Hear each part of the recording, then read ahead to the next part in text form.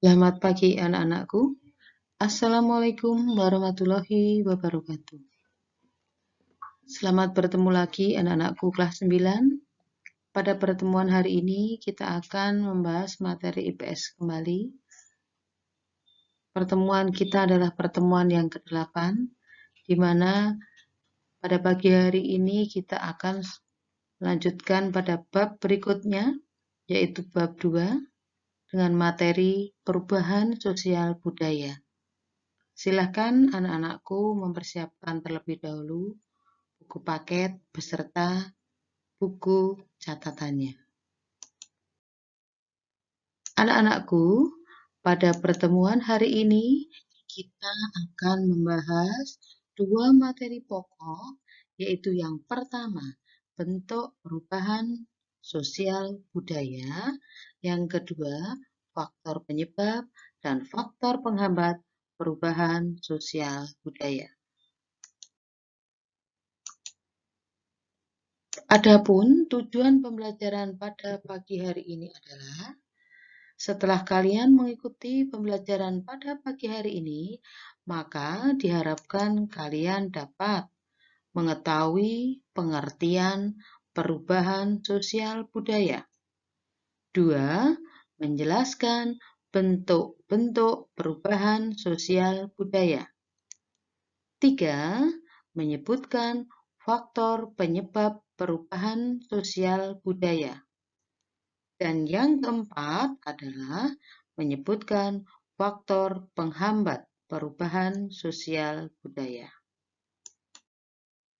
Nah, anak-anakku, dari 4 tujuan pembelajaran tadi, maka diharapkan pada pertemuan pagi hari ini kita akan memahami 4 materi pokok. Nah, 4 materi yang akan kita capai pada pagi hari ini semoga bisa menambah pemahaman materi kalian. Sebelum kita membahas mengenai bentuk-bentuk perubahan sosial budaya, marilah kita terlebih dahulu memahami pengertian perubahan sosial budaya itu apa. Nah, anak-anakku, mungkin kalian secara tidak langsung sudah memahami sebuah perubahan yang ada di sekitar kalian, baik perubahan itu perubahan sosial ataupun budaya. Sosial, Ibu berikan contoh, misalnya ada perubahan yang berkaitan dengan manusia. Budaya berarti hasil karyanya manusia. Berarti dari pengertian perubahan sosial bisa kita simpulkan adalah perubahan yang terjadi pada unsur sosial dan kebudayaan di dalam masyarakat, baik itu yang bersifat material maupun non-material. Artinya yang bersifat kebendaan maupun yang non-kebendaan. Sehingga dari pengertian ini nanti kita akan membahas bentuk-bentuk perubahan sosial itu apa saja. Nah, nanti ada 3 poin penting. Bentuk-bentuk perubahan sosial itu bisa dilihat dari waktunya, ya, jadi proses waktunya lama dan singkat.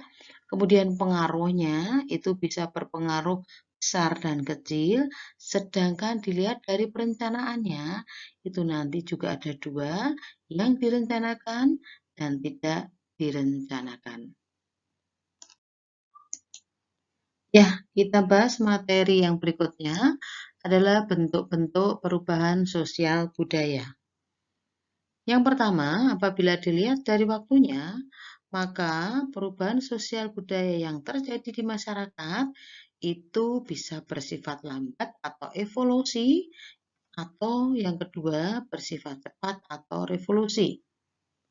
Nah, perubahan sosial yang lambat itu adalah perubahan yang memerlukan waktu lama dalam prosesnya, diikuti rentetan perubahannya kecil, terjadinya secara lambat. Ya, misalnya fashion, mode, ya, potongan rambut, itu masuk di dalam salah satu contoh perubahan sosial yang ada di masyarakat, tetapi sifatnya lambat atau evolusi. Jadi tidak seketika, pelan-pelan budaya itu masuk, merubah, tetapi tidak langsung. Kemudian perubahan sosial cepat merupakan perubahan yang memerlukan waktu singkat, rentetan perubahannya besar dan terjadi secara cepat. Nah, revolusi itu biasanya bisa berupa sebuah pemberontakan, konflik, peperangan, ya, karena ini pengaruhnya di dalam masyarakat tersebut sangat besar, sangat cepat. Kita ambil contohnya di sini. Ada dua contoh. Yang pertama adalah contoh dari evolusi. Contoh evolusi yaitu Ibu memberikan perkembangan manusia dari manusia purba sampai sekarang. Kalau kalian melihat, saya berikan contoh adalah perubahan kehidupan manusia purba dari masa berburu tingkat sederhana, tingkat lanjut, masa bercocok tanam, masa perundakian. Prosesnya adalah lambat, sehingga tidak merubah total atau keseluruhan dari struktur masyarakat yang ada di situ. Berubahnya secara pelan-pelan berdasarkan perubahan yang sudah dibuat oleh masyarakat pada waktu itu. Nah, perubahan revolusi atau cepat ini Ibu berikan adalah yang terjadi di Indonesia, yaitu peristiwa reformasi. Gambar yang Ibu tampilkan adalah para mahasiswa yang telah menduduki gedung DPR RI, di mana tujuannya adalah untuk menggulingkan pemerintahan Orde Baru di bawah pimpinan Presiden kedua kita Soeharto dan mengganti dengan rezim baru yaitu dengan pemerintahan reformasi. Perubahannya apakah cepat? Iya, karena itu langsung terjadi sebuah perubahan total di mana presiden kita mengundurkan diri, kemudian muncul perubahan pada masa Orde Reformasi. Anak-anakku, yang kedua adalah perubahan dilihat dari pengaruhnya. Dilihat dari pengaruhnya atau dampaknya, maka ada dua, yaitu perubahan yang pengaruhnya kecil dan perubahan yang pengaruhnya besar. Perubahan yang pengaruhnya kecil adalah perubahan yang hanya diikuti sebagian kecil orang yang menyukai, sehingga tidak membawa pengaruh besar dalam masyarakat. Ya, jadi perubahan kecil itu misalnya fashion, mode, perubahan potongan rambut. Ya, itu adalah perubahan-perubahan, satu contoh yang perubahan berpengaruh kecil terhadap masyarakat, jadi tidak merombak apa yang sudah ada di dalam masyarakat. Perubahan yang pengaruhnya besar adalah perubahan yang mempengaruhi sendi-sendi dan dasar kehidupan masyarakat. Nah, ini perubahan yang pengaruhnya besar biasanya adalah perubahan yang sangat cepat. Ya, sangat cepat. Seperti yang tadi sudah kamu lihat, revolusi. Revolusi itu kalau dilihat dari pengaruhnya, itu masuk pada pengaruh yang besar, karena merubah secara total sendi-sendi kehidupan masyarakat. Anak-anakku, Ibu sudah memberikan contoh perubahan yang kecil, yang pengaruhnya kecil, dengan perubahan yang pengaruhnya besar. Perubahan yang pengaruhnya kecil, di sini Ibu sudah memberikan contoh, yaitu pada perubahan fashion atau mode. Gambar 3, ya, 1, 2, 3 yang Ibu berikan. Nah, gambar yang ketiga, yang terakhir itu adalah dari fashion atau mode yang paling baru. Tetapi, di sini bisa kamu lihat, kamu amati, pada gambar 1 dan 2, yang itu merupakan fashion atau mode lama pun, mereka tetap masih menggunakan. Artinya, perubahan yang terjadi di sini adalah perubahan yang kecil pengaruhnya. Walaupun ada perubahan mode atau fashion masuk ke sebuah negara atau wilayah atau sekelompok masyarakat, tetapi ternyata mode yang lama tetap masih mereka gunakan. Sehingga pengaruhnya ini masuk pada pengaruh yang kecil. Berbeda dengan yang di samping sebelah kanan. Yang sebelah kanan itu contoh dari perubahan yang pengaruhnya besar. Bu Tuti memberikan contoh, yaitu perubahan dari era agraris, pertanian, menuju era industri, kemudian sampai menuju lagi pada era informasi. Era agraris merupakan wilayah yang mayoritas digunakan untuk pertanian. Karena adanya sebuah perubahan, maka kemudian lahan-lahan pertanian digunakan sebagai lahan pemukiman, yaitu digunakan sebagai perumahan, pembangunan perumahan, juga digunakan sebagai lahan pembangunan pabrik. Berkembang lagi menjadi era informasi yang seperti kalian perhatikan sekarang. Nah, jadi untuk perubahan yang kedua itu adalah contoh perubahan yang berpengaruh besar terhadap masyarakat. Kita langsung menuju pada materi yang ketiga, yaitu perubahan sosial budaya dilihat dari perencanaannya. Apabila dilihat dari perencanaannya, maka perubahan sosial budaya ada dua. Yang pertama adalah perubahan yang direncanakan, dan yang kedua adalah perubahan yang tidak direncanakan. Perubahan yang direncanakan atau planet change adalah perubahan yang memang diinginkan dan digandaki oleh masyarakat. Jadi perubahan itu ada karena kehendak masyarakat itu sendiri. Nah, kemudian perubahan yang tidak digandaki adalah perubahan yang terjadi di luar jangkauan pengawasan masyarakat. Nah, perubahan yang tidak direncanakan itu biasanya bisa berupa bencana alam, kemudian konflik. Nah, ini yang tidak dikehendaki dan tidak direncanakan. Sekarang Bu Tuti akan memberikan satu contoh. Contoh yang pertama adalah perubahan yang direncanakan.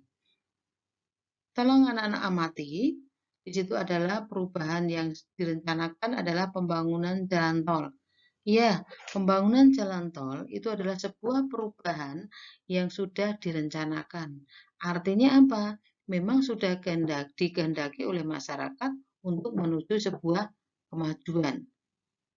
Banyak di sini lahan pertanian, kemudian pemukiman, itu digunakan untuk pembangunan jalan tol. Nah, perubahan itu ternyata perubahan-perubahan yang menuju pada sebuah kemajuan. Nah, kemudian yang kedua adalah contoh perubahan yang tidak direncanakan. Perubahan yang tidak direncanakan biasanya contohnya adalah bencana, peperangan, atau konflik. Bu Tuti mengambil contoh di sini. Contoh perubahan di dalam masyarakat yang tidak direncanakan adalah bencana tsunami yang ada di Aceh. Nah, perubahannya apa? Perubahannya bisa kalian lihat. Sebelum terjadi bencana tsunami dan setelah terjadi bencana tsunami, maka sistem atau struktur masyarakat itu akan berbeda.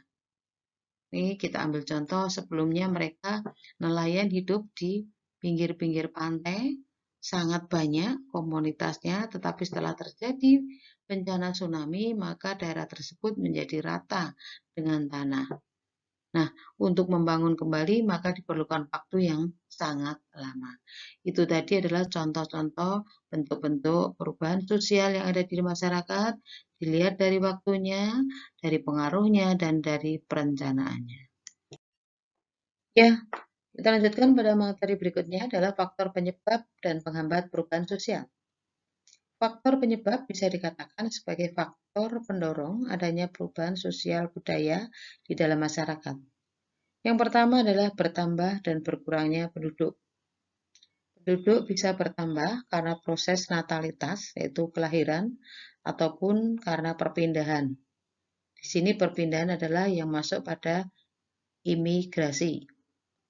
Ya, atau mungkin kalau terjadi antar pulau bisa peristiwa transmigrasi, urbanisasi. Kemudian berkurangnya penduduk itu bisa berawal dari mortalitas, kematian, dan emigrasi, perpindahan penduduk dari dalam negara ke luar negara lain. Nah, yang kedua, penemuan baru itu bisa berupa alat komunikasi, kemudian penemuan di bidang ilmu pengetahuan yang dikenal dengan karya-karya inovatif, karya-karya penemuan baru. Kemudian konflik, ya, konflik. Kemudian yang berikutnya adalah terjadinya pemberontakan. Pemberontakan dengan konflik hampir sama atau dengan peperangan itu hampir sama. Biasanya sebuah konflik, peperangan, pemberontakan itu setelah terjadi maka ada perubahan di dalam masyarakat. Kemudian perubahan lingkungan alam bisa berupa disebabkan oleh bencana alam atau yang sengaja memang oleh manusia dirubah dari misalnya agraris dirubah menjadi daerah pemukiman atau daerah perindustrian. Dan yang ketujuh adalah pengaruh kebudayaan masyarakat lain. Pengaruh kebudayaan masyarakat lain itu bisa berupa asimilasi, alkulturasi, ya. Ini merupakan sebuah pengaruh budaya lain yang masuk ke wilayah lain. Nah, berikutnya faktor penghambat perubahan sosial budaya itu ada 5. Yang pertama, kehidupan masyarakat yang terasing. Sehingga nanti kalau kalian melihat suku-suku terasing yang ada di Indonesia, itu juga salah satu faktor bahwa wilayahnya itu tidak bisa secara mudah diberikan pengaruh atau secara lebih jelasnya diberikan materi dari luar daerah ke dalam daerah tersebut. Mereka tidak sekaligus langsung menerima dengan baik, ya. Kemudian yang kedua, perkembangan ilmu pengetahuan yang terlambat. Yang ketiga, sikap masyarakat yang tradisional atau kolot. Biasanya ini juga terjadi pada suku-suku terasing dan daerah pedesaan. 4, adanya prasangka terhadap hal-hal baru atau asing. Jadi setiap ada pengaruh baru mesti dicurigai. Dan yang kelima adalah adat istiadat. Ya anak-anak, itu tadi materi yang telah Ibu Tutik sampaikan. Dari pengertian perubahan sosial budaya, bentuk-bentuk perubahan sosial budaya, sampai yang terakhir adalah faktor pendorong dan faktor penghambat terjadinya perubahan sosial budaya di dalam masyarakat. Sebelum pembelajaran ini kita akhiri, Ibu akan memberikan penugasan untuk kalian. Penugasannya adalah sebagai berikut. Carilah salah satu etnografi atau tulisan tentang kehidupan suku bangsa di Indonesia dari berbagai sumber seperti internet, buku, dan sumber lain. Ya, jadi nanti tolong cari salah satu etnografi atau tulisan kehidupan suku, terutama suku terasing di Indonesia. Ambil salah satu, banyak sekali di Indonesia ya. Kemudian amati kehidupan mereka dengan membaca etnografi tersebut. Dibaca, kemudian diamati. Setelah itu, tuliskan etnografi suku bangsa tersebut dan faktor yang menghambat perubahan sosial budaya. Sehingga nanti tampilkan di situ faktor-faktor apa saja yang menghambat perubahan di dalam masyarakat tersebut. Tampilkan dari beberapa materi yang sudah Bu Tuti berikan tadi, beri penjelasannya. Tulis atau ketik pada lembar kertas folio atau HVS. Nah, demikian tadi anak-anakku materi yang sudah kita bahas bersama. Semoga kalian bisa memahami dengan baik dan tugas yang Bu Tuti berikan bisa kalian kerjakan dengan baik. Jangan lupa tulis nama kelas yang jelas. Demikian tadi materi yang sudah Bu Tuti berikan. Selamat pagi, salam sehat selalu untuk kalian. Tetap jaga kondisi. Akhir kata, wassalamualaikum warahmatullahi wabarakatuh.